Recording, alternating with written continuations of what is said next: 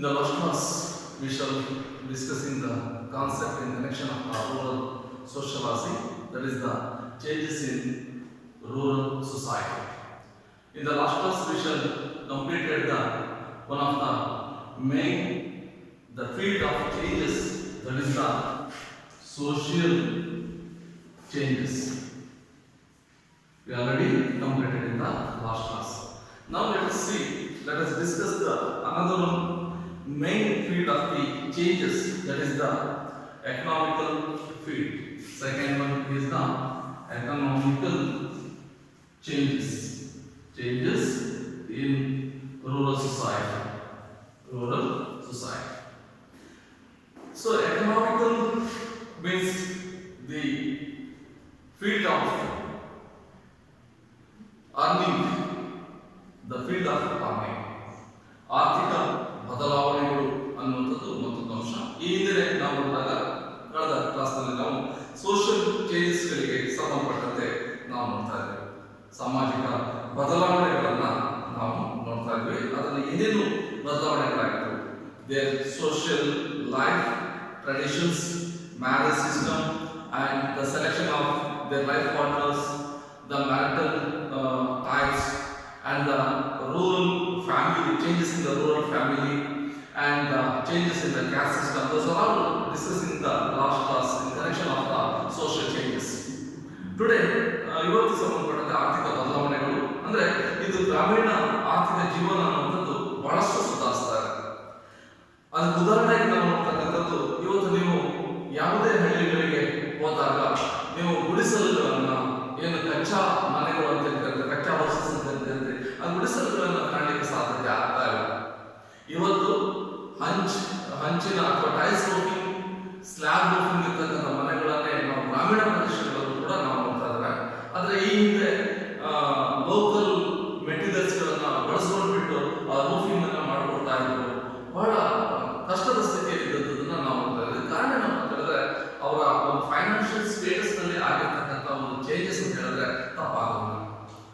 ವಿಜ್ಞಾನ ಮತ್ತು ತಂತ್ರಜ್ಞಾನದ ಬಳಕೆ, ನೀರಾವರಿ ಸೌಲಭ್ಯಗಳ ವಿಸ್ತರಣೆ, ಕ್ಷುಧಾರಿತ ಕೃಷಿ ವಿಧಾನಗಳು, ರಾಸಾಯನಿಕ ಗೊಬ್ಬರಗಳು, ಉತ್ತಮವಾದಂತಹ ಬಿತ್ತನೆ ಬೀಜಗಳು, ಕ್ರಿಮಿನಾಶಕಗಳು, pesticides, insecticides, those are the changes of their financial status. In the rural area, there is a changes in their social status because of the economical changes. The causes of economical changes, they are knowing the modern equipments and technology. Science and technology, it gives the various equipment in the agricultural sectors. ಕೃಷಿ ಕ್ಷೇತ್ರಗಳಲ್ಲಿ ವೈವಿಧ್ಯಮಯವಾದಂತಹ ಅಥವಾ ವಿವಿಧ ಸಲಕರಣೆಗಳನ್ನು ತಂದುಕೊಟ್ಟಿರ್ತಕ್ಕಂಥದನ್ನ ನಾವು ನೋಡ್ತಾರೆ. So ಇವೆಲ್ಲದರಿಂದ ಏನಾಗಿದೆ ಅಂತ ಹೇಳಿದ್ರೆ, ಅತ್ಯಂತ ಕಡಿಮೆ ಅವಧಿಯಲ್ಲಿ, in the less time they can grow the more crops are the more money. ಅತ್ಯಂತ ಕಡಿಮೆ ಅವಧಿಯಲ್ಲಿ ಹೆಚ್ಚು ಶ್ರಮವನ್ನ ಹಾಕಿ, ಅಂದ್ರೆ ಎಲ್ಲ ಎಕ್ವಿಪ್ಮೆಂಟ್ಗಳನ್ನ ಬಳಸ್ಕೊಂಡ್ಬಿಟ್ಟು ಅವರು ಅಧಿಕ ಇಳುವರಿಯನ್ನು ಪಡೆದುಬಿಟ್ಟು ಹೆಚ್ಚಿನ ಆದಾಯವನ್ನ ಪಡೆಯತಕ್ಕಂಥದ್ದು ಕೂಡ ಇವತ್ತು ಸ್ಪಷ್ಟ ಆಗ್ತಾರೆ. In the field of agriculture there is a modernization. ಆಧುನೀಕರಣ ಅನ್ನುವಂಥದ್ದನ್ನ ನಾವು ಈ ಒಂದು ಕೃಷಿ ಕ್ಷೇತ್ರಗಳಲ್ಲಿ ನಾವು ನೋಡ್ತಾ ಇದ್ದಾರೆ. ಕೃಷಿಯಲ್ಲಿ ಆಧುನೀಕರಣದ ಫಲವಾಗಿ ಯಂತ್ರೋಪಕರಣಗಳ ಬಳಕೆಗಳು ಆಗ್ತಾ ಇದ್ದಾರೆ. ಅವರು ಟ್ರ್ಯಾಕ್ಟರ್ಗಳನ್ನ, ಪವರ್ ಟಿಲ್ಲರ್ಗಳನ್ನ, ಅದೇ ರೀತಿಯಾಗಿ ಸೋಯಿಂಗ್ ಮೆಷಿನ್ಸ್ಗಳನ್ನ, ನಂತರ ಕಟಾವಿಗೆ ಕೂಡ ಯಂತ್ರಗಳನ್ನ, ಹಾರ್ವೆಸ್ಟಿಂಗ್ ಯಂತ್ರಗಳನ್ನೆಲ್ಲವೂ ಕೂಡ ಯಂತ್ರಗಳನ್ನು ಬಳಸ್ತಾ ಇದ್ದಾರೆ. They are depending on these modern tools and techniques. They are not depending on the laborers. ಅವರು ಶ್ರಮಿಕರ ಮೇಲೆ ಅವಲಂಬಿತರಾಗಿಲ್ಲ. ಇವತ್ತು ದಿವಸ ಅವರ ಯಂತ್ರೋಪಕರಣಗಳ ಮೇಲೆ ಅವಲಂಬಿತರಾಗಿದ್ದಾರೆ. ಹಾಗಾಗಿ ಅವರಲ್ಲಿ ಹೆಚ್ಚು ಭೂಮಿಯನ್ನ ಅಲ್ಪಾವಧಿಯಲ್ಲಿ ಕೃಷಿ ಮಾಡಲಿಕ್ಕೆ ಸಾಧ್ಯ ಆಗ್ತಾ ಇದೆ. ಇವೆಲ್ಲದರ ಜೊತೆಗೆ ಕೇಂದ್ರ ಮತ್ತು ರಾಜ್ಯ ಸರ್ಕಾರಗಳು ಬೆಳೆದಂತಹ ಬೆಳೆಗಳಿಗೆ ಬೆಂಬಲ ಬೆಲೆಗಳ ಸಪೋರ್ಟಿಂಗ್ ಪ್ರೈಸ್ ಅನ್ನು ಕೊಡ್ತಾ ಇದ್ದಾರೆ. ಈ ಹಿಂದೆ ಯಾಕೆ ರೈತರ ಇನ್ಕಮ್ ಟ್ಯಾಕ್ಸ್ ಅಥವಾ ಆದಾಯ ತೆರಿಗೆ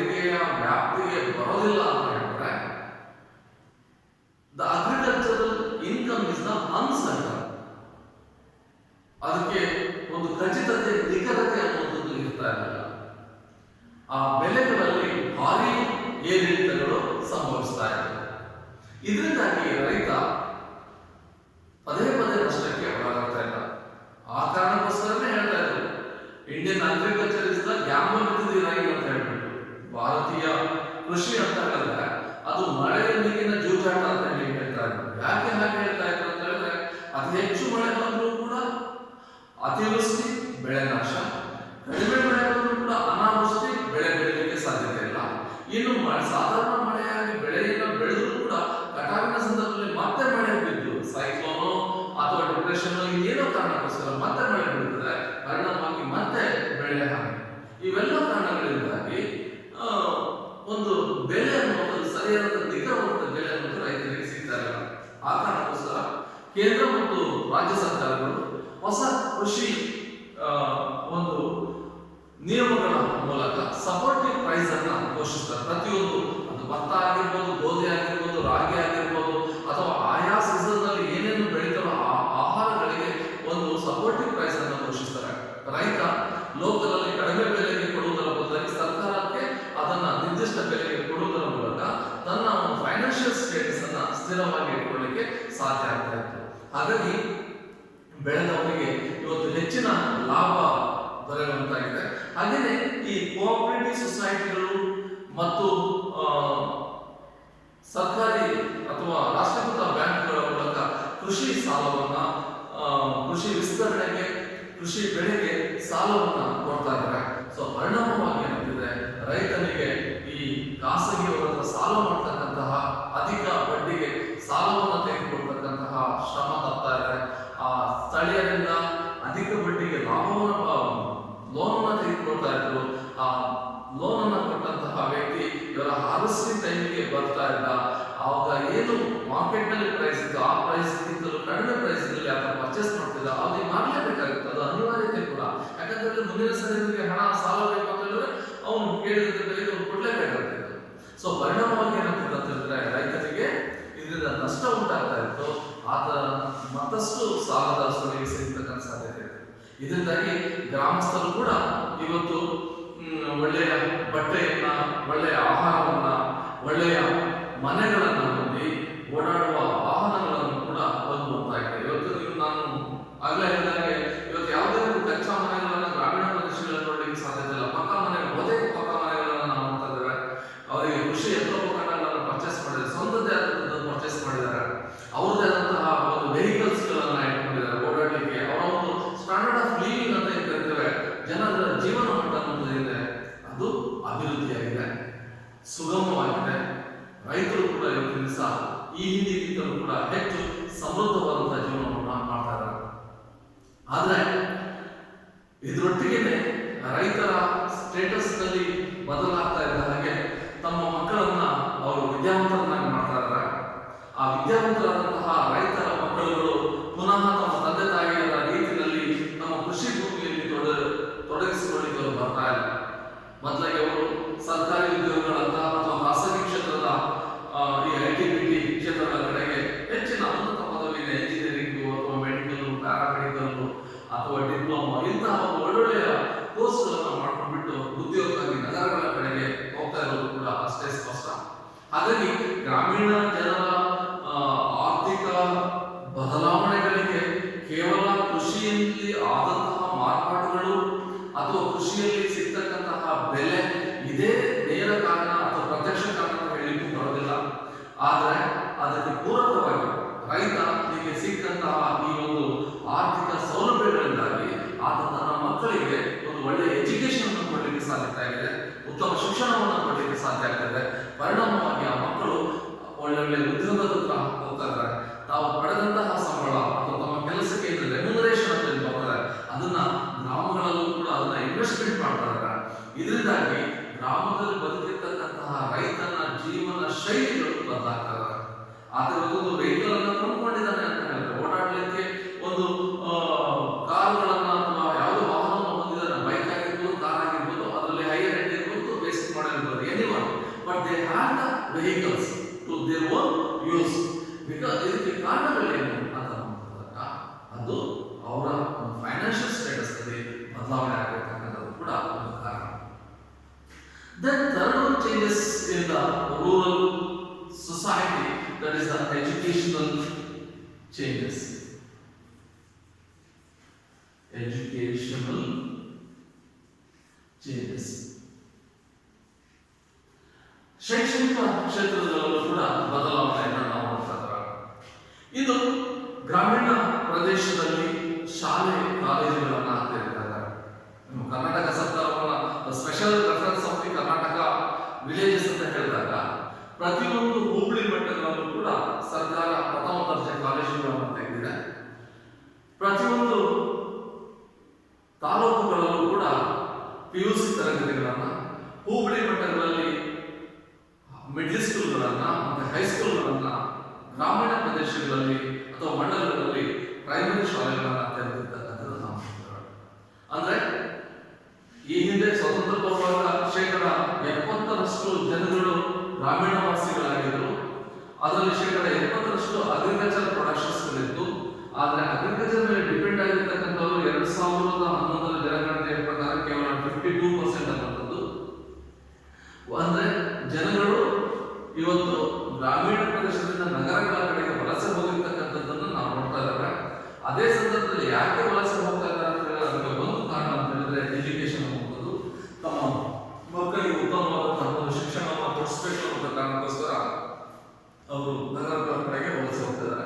ಆದರೆ ಸರ್ಕಾರಗಳು ಗ್ರಾಮೀಣ ಪ್ರದೇಶದ ಮಟ್ಟದಲ್ಲಿ, ಗ್ರಾಮಗಳ ಮಟ್ಟದಲ್ಲಿ ಅಲ್ಲಿನ ಜನಗಳಿಗೆ ಬೇಕಾದಂತಹ ಒಂದು ಶೈಕ್ಷಣಿಕ ಸಂಸ್ಥೆಗಳನ್ನ ಅವರು ತೆರೀತಾ ಇದ್ದಾರೆ. ಸರ್ಕಾರವು ಕೂಡ ಶಿಕ್ಷಣ ಪ್ರಸಾರಕ್ಕೆ ಹೆಚ್ಚಿನ ಆದ್ಯತೆಯನ್ನು ನೀಡಿದೆ.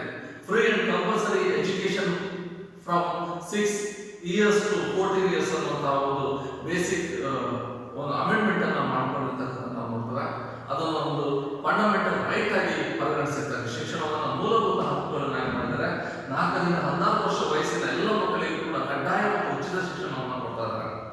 ಈ ನಿಟ್ಟಿನಲ್ಲಿ ಗ್ರಾಮೀಣ ಮಕ್ಕಳುಗಳಿಗೆ ಯೂನಿಫಾರ್ಮ್ಗಳು ಸಿಗ್ತಾ ಇದಾವೆ, ಸ್ಕಾಲರ್ಶಿಪ್ಗಳು ಸಿಗ್ತಾ ಇದಾವೆ, ಮಧ್ಯಾಹ್ನದ ಬಿಸಿ ಊಟಗಳು ಸಿಗ್ತಾ ಇದಾವೆ, ಸೈಕಲ್ಗಳು ಸಿಗ್ತಾ ಇದಾವೆ, ಯೂನಿಫಾರ್ಮ್ಗಳು ಸಿಗ್ತಾ ಇದಾವೆ. ಹಾಗೆಯೇ ಇನ್ನಿತರ ಫೆಸಿಲಿಟಿಗಳು ಕೂಡ ನಾವು ಗ್ರಾಮೀಣ ಪ್ರದೇಶದಲ್ಲಿ ಸಿಗ್ತವೆ. ಹಾಗಾಗಿ ಹಣ ಇಲ್ಲದೆ ಹಣಕ್ಕಾಗಿ ನಮ್ಮ ಬಡತನದಿಂದಾಗಿ ಶಾಲೆಯನ್ನ ಬಿಟ್ಟಂತಹ ಮಕ್ಕಳುಗಳು ಪುನಃ ಶಾಲೆಯ ಕಡೆಗೆ ತೆರಳುತ್ತಾ ಇದ್ದಾರೆ. ಗ್ರಾಮೀಣ ಪ್ರದೇಶದಲ್ಲೂ ಕೂಡ ಶಿಕ್ಷಣ ಅದು ಜಾಸ್ತಿ ಆಗ್ತದೆ. ಗ್ರಾಮೀಣ ಪ್ರದೇಶದಲ್ಲಿ ಶಿಕ್ಷಣವನ್ನ ಹೆಚ್ಚು ಮಾಡಬೇಕು ಅನ್ನುವಂತಹ ಕಾರಣಕ್ಕೋಸ್ಕರನೇ ರಾಜ್ಯ ಸರ್ಕಾರಗಳು ಒಂದು ಕಪ್ಪು ಹಲಗೆ ಯೋಜನೆಯನ್ನ, ಕೇಂದ್ರ ಸರ್ಕಾರ ಕಪ್ಪು ಹಲಗೆ ಯೋಜನೆಯನ್ನ ಜಾರಿಗೆ ತಂದಿದೆ. ಹಾಗೆಯೇ ರಾಜ್ಯ ಸರ್ಕಾರಗಳು ಸಾಕ್ಷರತಾ ಯೋಜನೆ, ನವ ಸಾಕ್ಷರತಾ ಶಿಕ್ಷಣ ಅಭಿಯಾನ, ಎಜುಸೆಟ್, ಬಿಸಿಯೂಟ ಕಾರ್ಯಕ್ರಮಗಳು, ಪಠ್ಯಪುಸ್ತಕ ಮತ್ತು ಸಮವಸ್ತ್ರಗಳ ವಿತರಣೆ ಇವೆಲ್ಲವೂ ಕೂಡ ಗ್ರಾಮೀಣ ಶಿಕ್ಷಣವನ್ನ ಸುಧಾರಿಸ್ತಾರೆ. ಇವುಗಳನ್ನು ಹೊರತಾಗಿ ಗ್ರಾಮದ ಪ್ರತಿಯೊಂದು ವಿದ್ಯಾರ್ಥಿಗೂ ಕೂಡ ಶಿಕ್ಷಣ ಸಿಗಬೇಕು ಅನ್ನುವಂತಹ ಕಾರಣಕ್ಕೋಸ್ಕರ ಟೆಂಟ್ ಶಾಲೆಗಳನ್ನು ಕೂಡ ರಾಜ್ಯ ಸರ್ಕಾರಗಳು ತೆರೀತಾರೆ. ಎಲ್ಲೆಲ್ಲಿ ಈ ಕೂಲಿ ಕಾರ್ಮಿಕರ ಮಕ್ಕಳುಗಳು ಇದ್ದಾರೆ, ಅದು ಪ್ಲಾಂಟೇಶನ್ಗಳಾಗಿರ್ಬೋದು ಅಥವಾ ಈ ಮೈಗ್ರೇಟ್ ಆಗ್ತಕ್ಕಂಥ ಲೇಬರ್ಗಳಾಗಿರ್ಬೋದು, ಅವ್ರು ಎಲ್ಲೆಲ್ಲಿದ್ದಾರೋ ಅಲ್ಲಿ ಟೆಂಟ್ ಶಾಲೆಗಳನ್ನು ತೆರೆದುಬಿಟ್ಟು ಅವ್ರು ಇರುವಷ್ಟು ದಿವಸಗಳು ಕೂಡ ಅವರಿಗೆ ಶಿಕ್ಷಣವನ್ನು ಕೊಡ್ತಕ್ಕಂಥ ಕೆಲಸವನ್ನ ಮಾಡಲಾಗ್ತಾರೆ. ಹಾಗಾಗಿ ಗ್ರಾಮಗಳಲ್ಲಿ ಅಕ್ಷರತೆಯ ಪ್ರಮಾಣ ಇವತ್ತು ಹೆಚ್ಚುತ್ತಾ ಇದೆ. 2011 ಜನಗಣತಿ ನಾವು ತೆಗೆದುಕೊಂಡಾಗ ಭಾರತದಲ್ಲಿ ಸುಮಾರು ಶೇಕಡ 67% ಅಷ್ಟು ಎಜುಕೇಶನ್ ಅನ್ನುವಂಥದ್ದು ಇತ್ತು, ಅಕ್ಷರಸ್ಥರು. ಕೇವಲ 33% ಅಷ್ಟು, ಅದಕ್ಕೆ ಕಾಲು ಭಾಗದಷ್ಟು ಅನಕ್ಷರಸ್ಥರು ಇದ್ದದನ್ನು ಕೂಡ ನಾವು ನೋಡ್ತಿದ್ದಾರೆ. ಆದರೆ ಪ್ರತಿಯೊಂದು ಪಂಚವಾರ್ಷಿಕ ಯೋಜನೆಗಳು ಹಾಗೂ ಪ್ರತಿಯೊಂದು ಸೆನ್ಸಸ್ಗಳಿರ್ತವೆ. ಆ ಸೆನ್ಸಸ್ಗಳ ಅಂಕಿಅಂಶಗಳನ್ನು ತೆಗೆದುಕೊಂಡಾಗ ವರ್ಷದಿಂದ ವರ್ಷಕ್ಕೆ ಈ ಅಕ್ಷರಸ್ಥರ ಪ್ರಮಾಣ ಜಾಸ್ತಿ ಆಗ್ತಾ ಇರತಕ್ಕಂಥದ್ದು ನಮಗೆ ಗೋಚರ ಆಗ್ತಾರೆ.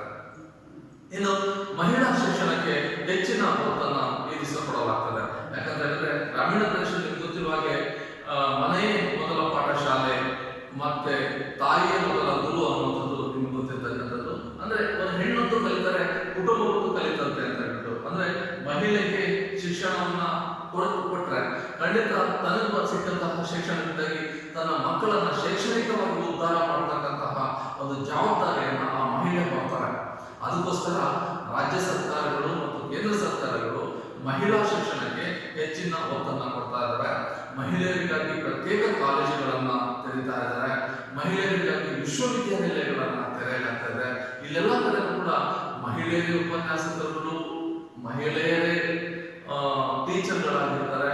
ಹಾಗಾಗಿ ಹೆಣ್ಣು ಮಕ್ಕಳು ಯಾವುದೇ ಅಂಜಿಕೆಗಳು ಅಥವಾ ಗೊಂದಲಗಳನ್ನು ಮಾಡಿಕೊಳ್ಳದೆ ಕಾಲೇಜಿನ ಕಡೆಗೆ ಬರುವಂತಾಗಿದೆ. ಹೆಣ್ಣುಮಕ್ಕಳನ್ನು ಕೂಡ ಶಾಲೆಗೆ ಕಳಿಸ್ತಾ ಇರ್ತಕ್ಕಂಥ ನಾವು ಸೊ ಮೇಲಿನ ಈ ಎಲ್ಲ ಪ್ರಯತ್ನಗಳನ್ನ ನಾವು ನೋಡ್ತಾ ಬಂದಾಗ ಸಹಜವಾಗಿ ಶೈಕ್ಷಣಿಕ ಕ್ಷೇತ್ರಗಳಲ್ಲೂ ಕೂಡ ಇಲ್ಲಿ ಬದಲಾವಣೆ ಆಗಿದೆ ಅಂತ ಹೇಳಿದ್ರೆ ತಪ್ಪಾಗಲಿಕ್ಕಿಲ್ಲ. ಇನ್ನು ಮತ್ತೊಂದು ಬದಲಾವಣೆ ಗ್ರಾಮೀಣ ಸಮಾಜದಲ್ಲಿ ಅಂತ ಹೇಳಿದ್ರೆ ಅದು ರಿಲಿಜಿಯಸ್ ಚೇಂಜಸ್.